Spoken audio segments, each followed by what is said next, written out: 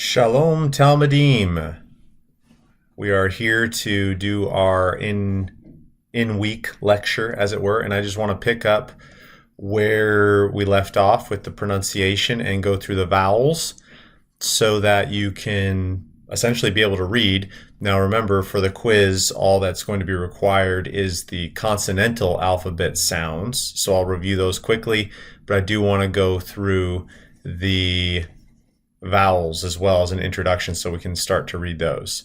So just by way of review, when we look at the vowels here, we're looking at the aleph, this starting here on the left column here. The aleph is going to be silent typically and take whatever vowels underneath it. And so usually that's an A class sound, ah, of some sort.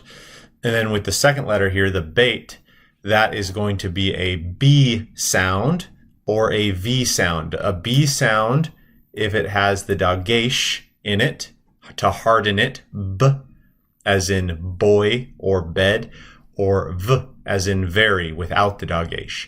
The gimel will take the G sound as in gone or give. Those are the sounds that represent the gimel. And then we have the dalet, which is a D as in dog. And then you have the hey, which is similar to RH, so hot or hairy, something like that. Then we have the vav, which is the V sound, V, which is very, very similar, in fact, the exact same, to the veit here, the bait without the dagesh in it. So that makes the same sound. And then you have the zayin with the z sound to it, as in zoo.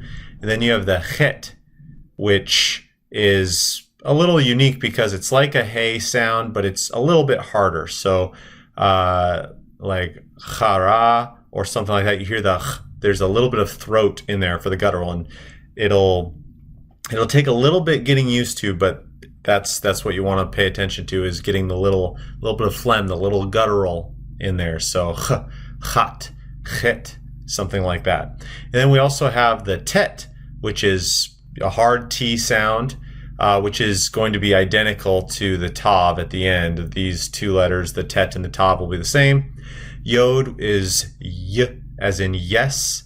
And then the kaf sound has a hard k when there's a dagesh in the letter.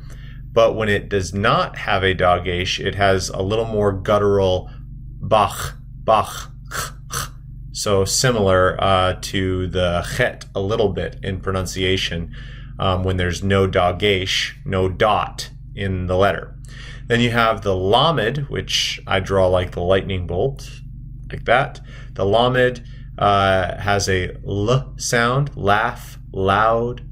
You have the mem, which has a m, money, moon sound. You have the noon over here. Now we're on the right column. The noon is a n, noon sound. Somic, somic makes a S sound. The ayin is hard to pronounce. It doesn't really have a sound. Ghayan is typically how they pronounce it, ghayan. So if you have a vowel underneath it, that takes primary, but you gutturalize it, so it's kind of unique. That's why for the word for goat, ghaz, it starts with an ayin, so you gutturalize it. Ghaz, ghaz, ghaz, ghaz. So it's a little difficult. We'll talk more about that later. All right, and then we have the pei or the fei. The pei, when it has a dagesh in it, makes a p sound, a hard p, as in past or pet, and then f as in fun when there's no dagesh. And then you have the tzade, which is a t, cats, tzade. It's a ts together. And then a kof, which is a hard C sound. And then you have the reish, which is a R sound, but from your throat.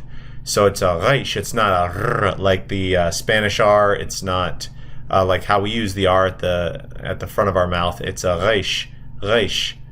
And then it's also a guttural, and so it'll have a class sound, which we'll talk about more at a future time. The sheen, which I have still not corrected, but that's a misspelling. It should be sheen here, and then the next one should be the seen.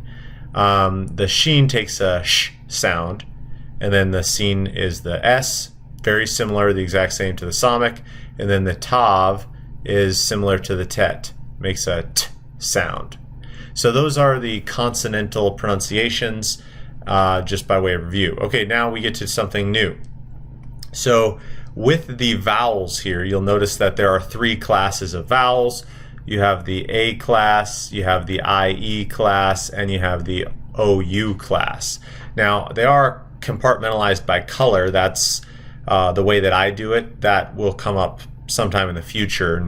Don't worry about it right now, but red, green, orange are typically how I label these vowels, because that helps you determine what kind of verb you have in future time periods. But that's probably even next semester. Don't worry about that right now. Just know that typical to English and other languages, you have these vowel classifications, A, E, I, O, U. Okay, so with the most common vowels that you'll see are the kamates and the patak. The kamates right here and the patak right here. So these are A-class vowels. They both are pronounced the same, but in spelling wise they are long and short. So notice that the kamates is basically made like a cross and the patak is just a line. So the way that I like to remember this is, if you see any kind of line, any kind of horizontal line like that, you know it makes an A sound. An A sound. So similar with these next two as well. A reduced vowel just means that you have a shava with it. The shava is those 2 dots, and we'll talk more about that later. But if you see a shava with another vowel, you just pronounce that vowel. It's just a little bit quicker. That's all there is to it. And so the kamates is pronounced ah. So with this letter right here, the bait without the dagesh, and the kamates, we would pronounce that va, va. Similar, exactly the same with the short patak, va, va. And then with the reduced, it's the exact same, va, va. And then with the full holum, with the full hey after the letter hey, when it follows a vowel, it's silent, similar to how the H at the end of words is often silent in English. So too the H is silent at the end of Hebrew words. So a kamet's hey is just pronounced ah, or va in this case, similar to what we are used to in English. So pretty similar. If you see a line, you just pronounce an A-class vowel. That's all you need to remember. Now, if you see a dot underneath the letters,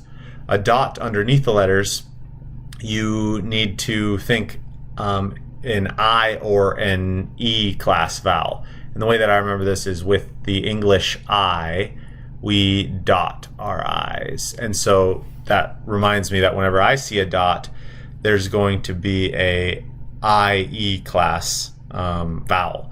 So with the tsere here, the 2 dots underneath, that's either going to be pronounced as a short E, or a long elongated E. So as in bed, or a as in fate, depending on the word. And so you kind of have to get the hang of that, but typically the most common words are going to be like ben is the word for sun, and that's going to take this vowel underneath it. So it'd be a bait, a tsere like this, and then a final noon. That's how you'd spell the word for sun. So it'd look something like this, ben. All right. But you'd have a dagesh in there, ben. All right, so the two dots underneath are the tsere. It's pronounced as E or E, or A or E, sorry, excuse me. And the segol is pronounced the short E class as E, ve. So the segol, this second one, is the short E. This one on the top is the long, long and short. All right, and then same thing when you see a shava, the two dots right in front of the vowel, you just pronounce it regular. And then the same thing when you have a hey at the end, you just pronounce the vowel. These two vowels are worth talking about. Whenever you have it's called a diphthong. Whenever you have a tsere yod, you pronounce them together as a vowel unit. A, as in obey. In fact, obey is a perfect example because that's also a bit of a diphthong. When you have the E and the Y together pronouncing one sound, that's the same that we have for us as well. And then we also have the segol yod. When the segol yod is together, it makes the same sound.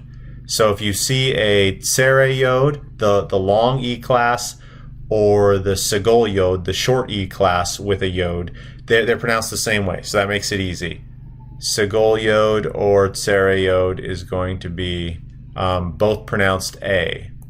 So that's pretty easy. If you need to pause the video, stop the video, go back, get the pronunciation, that's totally fine. For the I class itself, the hiric, which is the lone dot, that makes an I sound. I.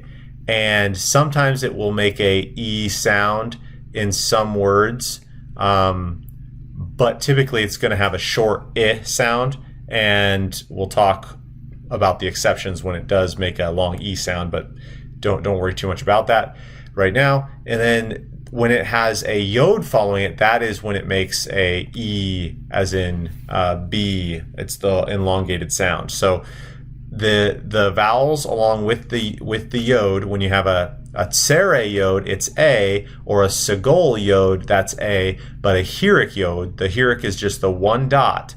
When you have the hiric yod, it makes a E sound, and that's a very common vowel pattern.